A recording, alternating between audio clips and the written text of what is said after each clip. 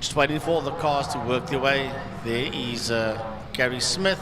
Shane Smith is in that group that's going through Castile Corner. So is the Golf of John De Silva. Of course, his Swanepoel is in that lot as well.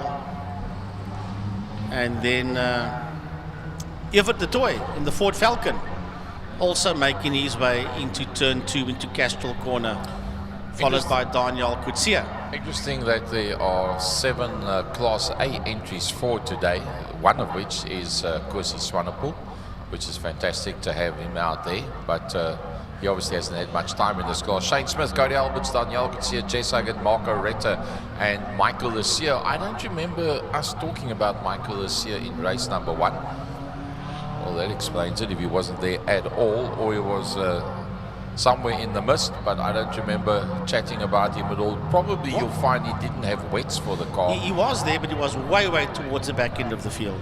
So what is the tyre choice going to be now for the first race? The front 7 were all on wet weather tyres, and I think those that pushed very hard towards the end probably chewed up a fair amount of the lifespan out of those tyres. Yeah. Well, the Progress Precision Engineering BMW is on the front row of the grid in P2. That's the 5-0 car of Marco Retta. Remember, they invert for the second race of the day. Here comes Cody Alberts working his way through. See Paul Minnick, he's already on the grid slot, and here comes Michael Lesieur, listen to me, Michael Lesieur. Are you sure? I'm sure it's Lesieur. Okay. And he's so it's Lesieur for sure. That's it, you got it. Jess Huggett tucked in there just behind him in the Westcar Bakwerk Autolift Full West VW Jetta 2. And the day that Jess Huggett is not with us anymore, that's a day he will stop racing. Jesse Huggett will never stop. He loves his sport way too much. In fact, the first time Jesse Huggett raced in the Clubman's class was in the late 80s, and he had to use his road vehicle because he didn't have anything else, and his road vehicle was a beach buggy. Beach buggy, yeah. So his first ever race in Clubman's was in fact in a beach buggy, and till today Jess still is a member of the beach buggy club, and we ride regularly once a month.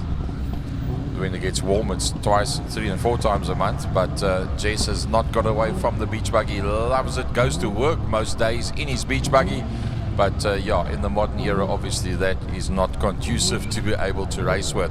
Most everybody has lined up on the front of the grid. Michael Lucia and Marco Retta on the front row, Jess and Daniel from Cody and Shane, Kosi Swanepoel with JP Share, and JP Share being the first of the Class B cars from Minnick and Hendricks. Lovely to have Gavin Surf back there, and him and Modak and Rassi Harris that went off in turn 1, battled to get it restarted, got it restarted and got back out on circuit. So nice to see that he is there. And then the Class C cars, Berger, Gasper, Our Lady Racer, Chiara van Niekerk, Gary Manwaring, and then Smith. They all in there as they work their way off the line. Gary Smith just behind Gary Manwaring, both Class C cars.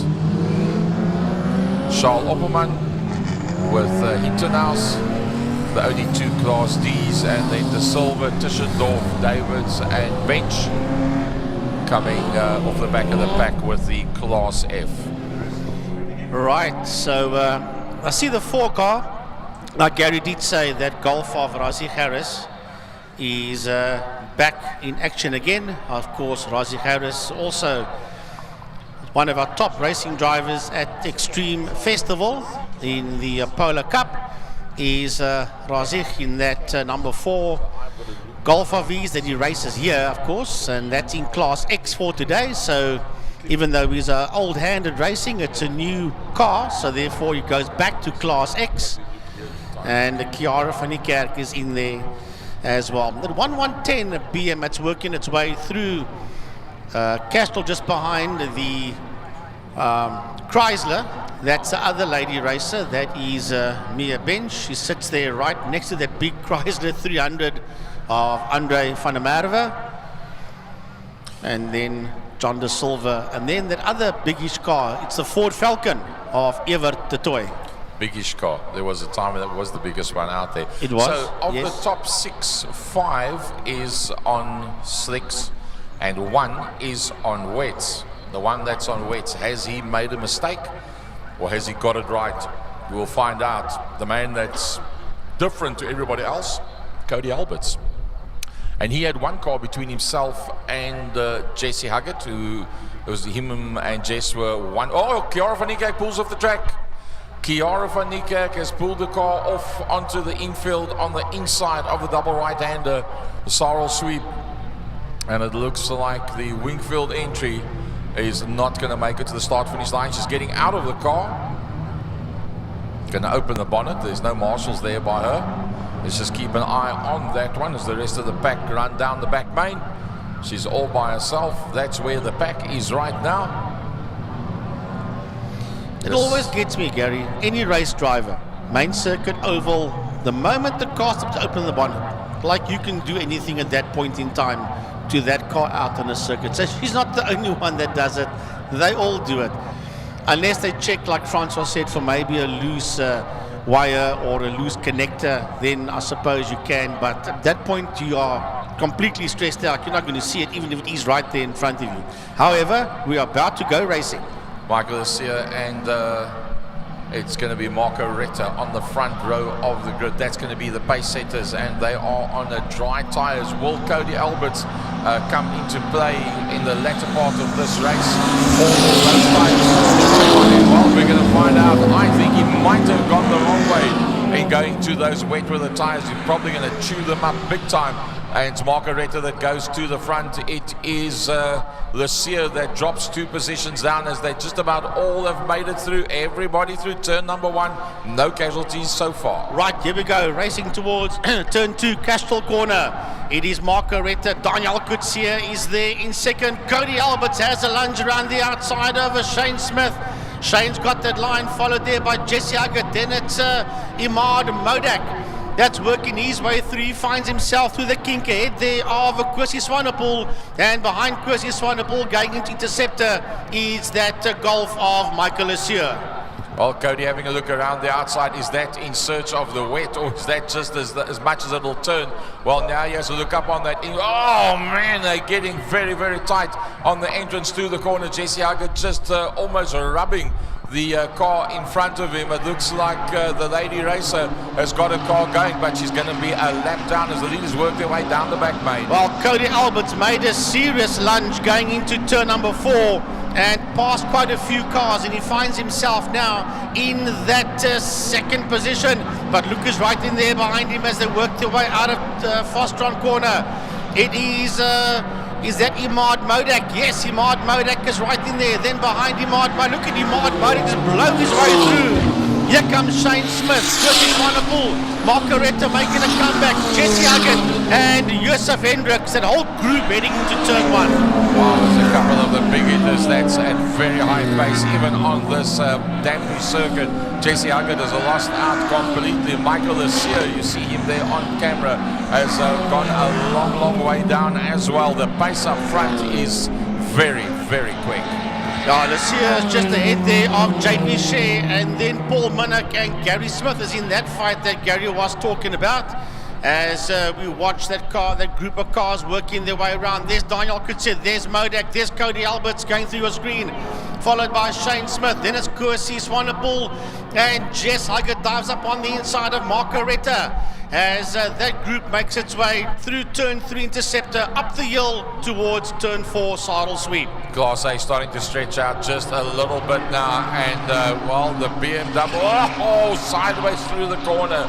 The BMW up front of Daniel Kutsia oodles of power, and that's what's making the difference now, when you can't get that quick through the corners, but then you can get the hammer down in the straight line and you can make the difference. Cody Alberts quicker through the corner there on the wet.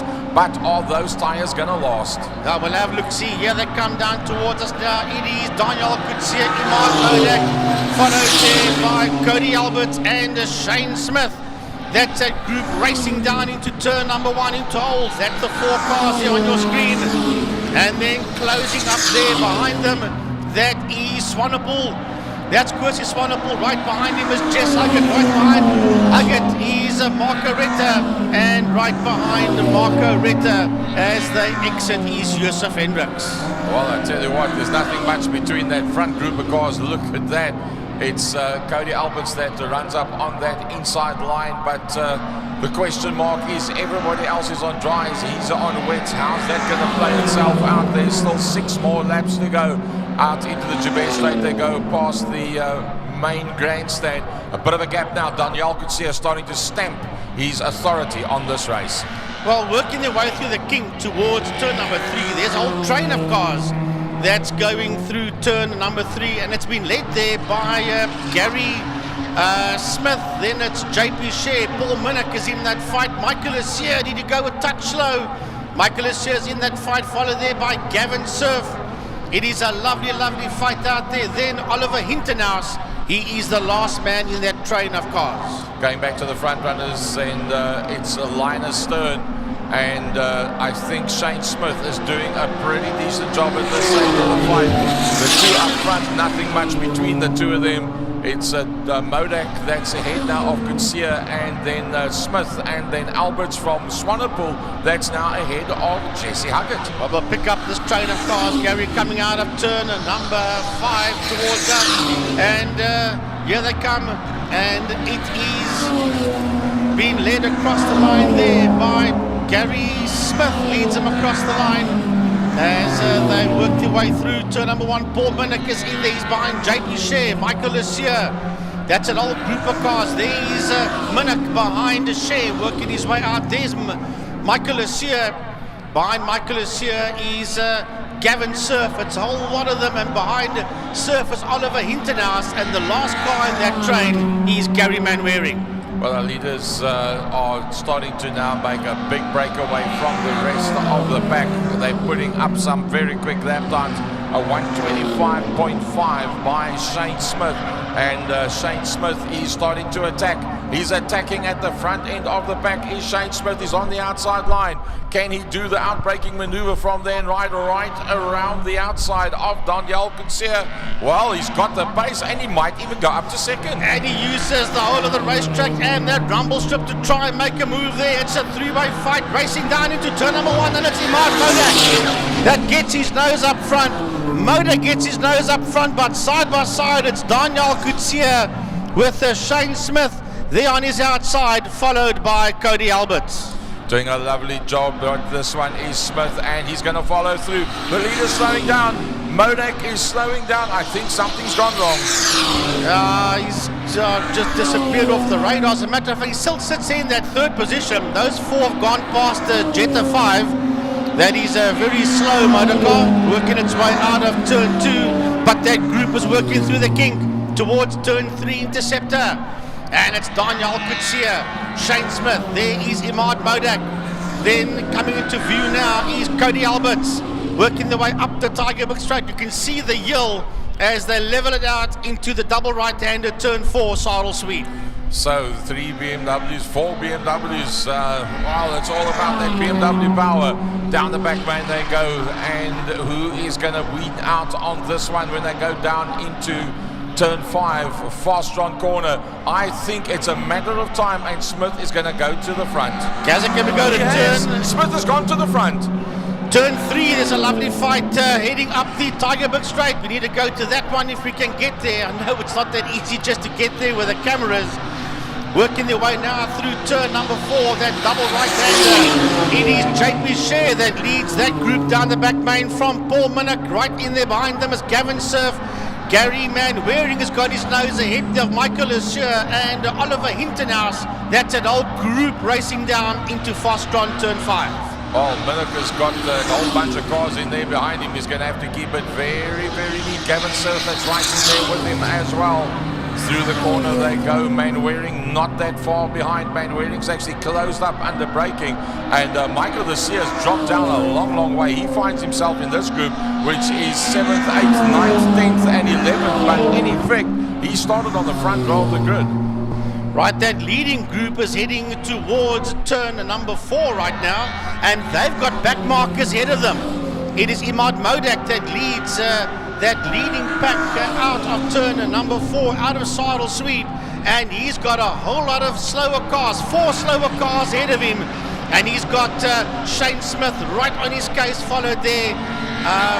The blue flags are waving down into turn 5, followed by Daniel Kutsia and Cody Albert as they pick up that group in the center of turn 5 Interceptor. Fostron. First, second and third all working their way past those slower cars. They just dive left and right, whatever they need to do. The blue flags, because the flag is being waved very strongly as they work their way past the start-finish line. Cody Alberts got stuck behind that pack, and he's now got a bit of work to do to try and close up on the front 3. I think they've gotten away from him in real terms. If I heard right, I think that BM of Cody didn't sound very healthy coming past us right now, so I think he might be in a spot of bother. But that leading trio is now making its way out of Castrol turn. Yeah, Cody's in trouble. He's slowing right down, as a matter of fact, into turn 2, getting past 3 cars, including Cody Alberts. He's Kwesi Swanepoel, so yeah, Cody's got a bit of problems there on his hands. And the front grouping is also opening up a bit. Modak from Smith, and then Daniel Kutsia got it a little bit sideways on the entrance to 2. I think he was hard on the brakes as he started turning, and you could see the tail end started to get away from him, and that has broken that 3-way battle into a 2-way battle, going down now towards turn 5. Modak from Smith on one of his best races ever. That's a top 3 heading out of turn number 5, out of Fostron corner. It is Modak from Smith from Kutsia heading towards the Castrol Bridge, and Wingfield Motors and City of Cape Town trying to pick up on that fight that we were talking about a bit earlier on. However, we'll go back to that one later on as the rest of the cars work their way around, and Cody Alberts crawling down that back straight, and he'll work his way into Park for May, and that will be the end of that for Cody Alberts. Well, that's going to cost him big time, because him and Jess Huggett were just a 1-point adrift leading out on Class A going into today's races, and well, with that turn of events, that will probably mean that Jess will be leading the class at the end of today's races. Right, JP Share is coming towards us. That's a group of cars I was talking about earlier on. We'll pick them up now, JP Share, but that group has been torn apart. Coming across the line now is Michael Lucia. Behind Michael Lucia is Gavin Surf, and behind Gavin Surf, Gary Manwaring and Oliver Hintenhouse. So that group, it was very tight early on, has now opened up gaps between them. Leaders going down towards Botamina Fastron on their it's their final lap. Can't believe the time has passed so quickly. They're going to come out of the corner now, first and second after all of those laps. That is all there is in it between first and second. Imad Modak comes home in P1, followed there by Shane Smith. He'll finish in that second position. Daniel Kutsia dropped way off, but he will still get to the flag in third. And that is your top 3 across the line. And right there, not too far behind them, is the Subaru of Kwesi Swanepoel. He'll finish in that 4th position. Margareta crosses the line in P5. And that is your top group. Where is Hendricks? I don't see Joseph Hendricks. No, he's not. He is there, but he's behind Gary Smith. Yeah, they come down towards us now. Gary Smith will get to the flag just ahead there of Joseph Hendricks. Then JP Shea will finish his race. He's put a lap there on the toy. Then coming through now is Michael Lucia. Gavin Surf behind Gavin Surf. That's a back marker. And then we have got Gary Manwaring and will get to the line ahead of Oliver Hintenhouse. So that is your top 12 cars across the line. Charles Opperman, working his way towards us, and he will finish in 13th and 14th on track. Will be the BMW Silver Dream Machine of Algan Gaspar. The block of flats comes to the line as well, and that is Andre van der Merwe, and limping across the line is Paul Minnick. Chiara van Niekerk also finishes well. It does sometimes help to open the bonnet. Like Francois said, it could be just something small. She connected and got going again. At least she got that sorted out all by herself. So well done there, Chiara. As we said, she had a birthday during the week. Well, she was a lap down, but at least she got the laps in there. It just shows she knows Correct. something about what's happening underneath the bonnet. Whatever it was, she found Daddy it. taught her well. Hell yeah. So that concludes the Thermo Fires Clubman's regional saloon cars, and we'll end the day off with 2 bike races, I think it is. No, we first got to do the Beta Trustees Fine Cars and the Keltron Supercars, and then we'll end the day off with the 2 bike races.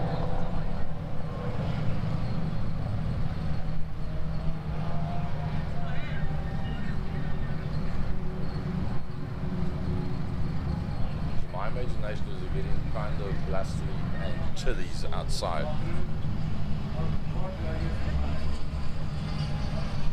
Have you got layers?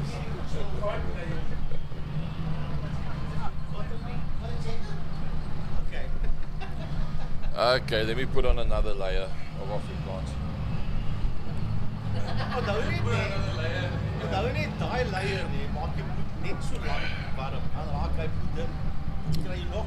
Oh, in the meantime, that's